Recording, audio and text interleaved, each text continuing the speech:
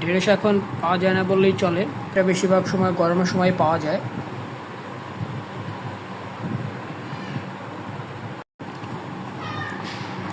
আসসালামু আলাইকুম, hello everyone.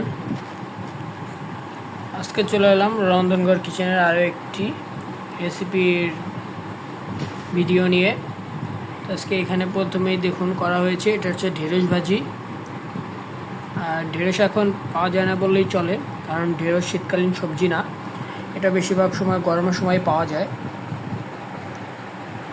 অসময়ের একটি রেসিপি আজকে আপনাদের সাথে শেয়ার করলাম। তো আমাদের দেশে প্রায় ঢেঁড়স সবসময়ই পাওয়া যায়। এরপরে চলে যাবো আরেকটা অন্য রেসিপি। এই রেসিপিটি হচ্ছে নারকেল দিয়ে চিংড়ি মাছ ভুনা করা হয়েছে। এই যে দেখুন, অল্প পরিমাণেই করা হয়েছে।